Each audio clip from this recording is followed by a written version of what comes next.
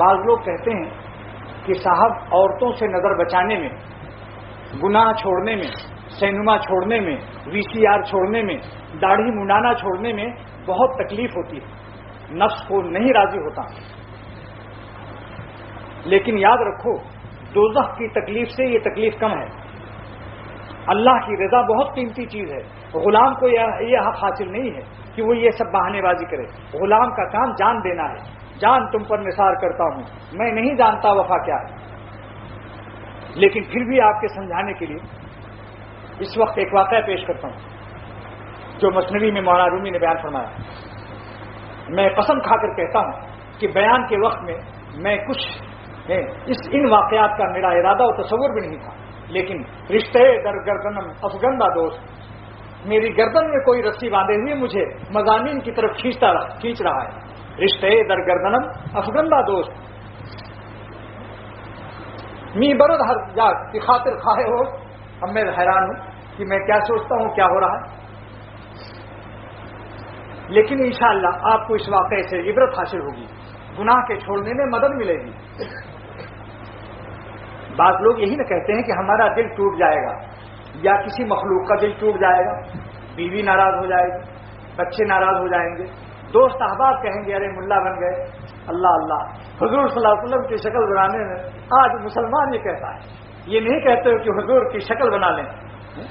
اور میں یقین سے کہتا ہوں، قسم کھا کر کہتا ہوں کہ تمہاری شکلیں خوبصورت ہو جاتی ہیں. وہ جو پچھلے جمعے کو خاں صاحب آئے تھے ملتان والے، آج ان کو سب مبارکباد کہتے ہیں. شکل میں حسن جمال آ جاتا ہے. اللہ نے قرآن میں اعلان کیا کہ حسن کہیں نہیں ہے، میرے نبی کے طریقے میں ہے. اگر گالوں کو حسین کرنا چاہتے ہو تو کیا ہوگا؟ فی رسول اللہ ہے اسوۃ حسنہ. میرے نبی کی حیات میں، میرے نبی کی تہذیب و کلچر میں، میرے نبی کی صورت و سیرت میں ہی حسن ہے. وفی رسول اللہ، تقدیم ما حق ہو تاخیر. جب متعلقات کو مقدم کیا جاتا ہے عربی نحو کے قواعد سے تو معنی حصر کے پیدا ہوتے ہیں. یعنی دنیا میں حسن کہیں بھی حسن نہیں ہے. اگر حسن ہے تو میرے نبی کے طریقے میں ہے، میری نبی کی صورت اور سیرت میں. وفی رسول اللہ اسوۃ حسنہ، اصل میں تھا اسوۃ حسنہ فی رسول اللہ. لیکن اللہ نے مقدم بیان اس لیے کیا تاکہ حصر پیدا ہو جائے، کہیں لندن والے اور امریکہ والوں کی نقل نہ کرنے لگو. نہیں، آپ کی شکل میں اللہ چاند جو ہے وہ بادل میں اور چمک جاتا ہے، کالے کالے بادل میں. جب کالی کالی داڑھی ہو اور سفید داڑھی میں بھی اللہ ایک خاص وقار عطا کرتا ہے. لیکن اس کا پتہ پہلے نہیں چلتا، رکھنے کے بعد معلوم ہوتا ہے. جو شخص کے اندھیرے میں رہتا ہے اور روشنی کو نہیں پہچان سکتا. ہر چیز اپنے ضد سے پہچانی جاتی ہے. دن کی قدر اندھیرے سے ہوتی ہے. اندھیرے کے بعد جب روشنی نظر آئے پھر اندھیرے سے نفرت پیدا ہوتی ہے.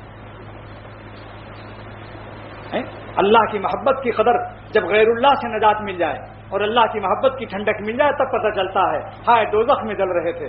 ٹیڈیوں کے غیر اللہ کی محبت میں جو جلتا ہے دوزخ کی زندگی ہوتی ہے. جب اللہ والی زندگی عطا ہو جائے پھر دیکھو کیسا مزہ آتا ہے، کیا سکون ملتا ہے. میں نے ابھی ایک خواب دیکھا، میں نے اپنے شیخ کو لکھا. خواب کوئی ایسی اہم چیز نہیں جس کی اہمیت ہو، لیکن ایک بات عرض کرتا ہوں. میں نے خواب میں حضرت مولانا ابرار الحق صاحب کو دیکھا.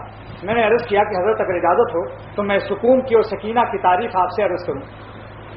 یہ کہہ کر میں نے شروع کر دیا، یعنی اجازت کا ہاں حضرت نے بس میں نے شروع کر دیا. اب خواب ہی تو ہے، کوئی میں نے عرض کیا کہ سکون کی تعریف جو ہے علامہ راغب اصفہانی نے المفردات میں یہ کی ہے کہ سکون کہتے ہیں ثبوت الشیء بعد تحرک ہی، کوئی چیز بے چین ہو اور اس کو سکون مل جائے، ٹھہر جائے. اور سکینہ کی تعریف یہ ہے اذا سکن عن المیل الى الشہوات، جب شہوتوں میں خواہشات کے دریا میں تلاطم و طغیانی جو طوفان مچا ہوا ہے اس میں ٹھہراؤ پیدا ہو جائے، سکون پیدا ہو جائے، اس کو سکینہ کہتے ہیں. تو حضرت نے یہ سن کر فرمایا کہ یہ انتہا ہے. تو میں نے اس کی تعبیر یہ سمجھی کہ جب سالک کو اور اللہ کے راستے میں ذکر کرتے ہوئے اللہ والوں کے پاس آتے جاتے آہستہ آہستہ اس کی شہوت کے دریا کے طوفانوں میں تلاطم میں اور مد و جزر جوار گھاٹے میں سکون و ٹھہراؤ پیدا ہو جائے تو یہ منتہی سالک کا مقام ہے، یعنی اللہ کا راستے کا منتہی اور کامل کا مقام ہے. یہ مقام انتہا کا ہے یعنی منتہی کا ہے. تو حضرت نے لکھا مجھے جواب دو کہ میں نے جدہ حضرت کو لکھا تو حضرت نے اس پر جواب لکھا کہ تم نے جو تعبیر سمجھا نہایت مناسب تعبیر ہے، اس کی نقل ہر دو ہی بھیجو. یعنی اس خواب کی میں تعبیر کی کل میں نے وہ لکھ رکھا ہوا ہے تو میں بھیج دوں گا. تو یہ چیز عرض کر رہا تھا کہ شہوت کے دریا میں جب تلاطم اور طغیانی ختم ہو جائے، ٹھہراؤ پیدا ہو جائے، پھر تقویٰ کی کشتی چلتی ہے. شہوت ٹھنڈی کر کے ہجڑا اور مخنث بننا بھی نہیں ہے، لیکن اس کے تلاطم کو روکنا ضروری ہے، ورنہ کشتی الٹ جائے گی. اور وہ ذکر اللہ سے اور اہل اللہ کی صحبت سے آہستہ آہستہ سکون مل جاتا ہے. اللہ اپنے عاشقوں کو غالب کر دیتے ہیں. مغلوبین کے صحبتوں میں بھی مت رہو، جو تمہاری کانوں میں یہ بات کہہ دیں، ارے بھائی آج تو VCR کا بڑا مزہ آیا، ارے آج تو فلاں سینما کا پروگرام آیا ہے، مزہ آ گیا. ایسے ظالموں کے پاس بھی مت بیٹھو، کیونکہ یہ مغلوب ہیں، شیطان نفس ان پر چڑھا ہوا ہے. یہ مغلوبین ہیں. مولانا رومی فرماتے ہیں جو مغلوبوں کے ساتھ رہتا ہے وہ مغلوب ہو جاتا ہے، اور جو غالبوں کے ساتھ رہتا ہے وہ غالب ہو جاتا ہے. تو ان اللہ والوں اور نیک دوستوں کے پاس رہو جو اپنے نفس و شیطان پر غالب آ چکے ہیں. مغلوبین میں مت رہو. مولانا تھانوی نے فرمایا کہ لکھنؤ میں نواب واجد علی جو بادشاہ تھا، اس نے ایک آدمی کو اپنی عورتوں کی خدمت پر رکھا.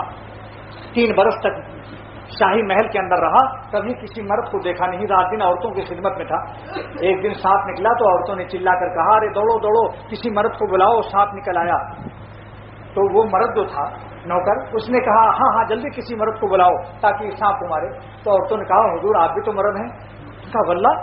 اس نے کہا واللہ کیا میں بھی مرد ہوں؟ تو حضرت نے فرمایا کہ وہ قسم کھا کر کہہ رہا کہ کیا واقعی میں مرد ہوں. عورتوں کے ساتھ رہتے رہتے وہ اپنا مرد ہونا بھی بھول گیا. سمجھا؟ یہ ہوتا ہے، بری صحبتوں کے اثرات یہ ہوتے ہیں. اسی لیے میرے دوستو، جو شخص کی دین کو نقصان پہنچانے والی صحبتوں میں رہتا ہے، جانتا ہے کہ میں خالہ زاد اپنی بہن کے پاس بے پردہ رہوں گا تو مجھے اس سے نقصان پہنچے گا.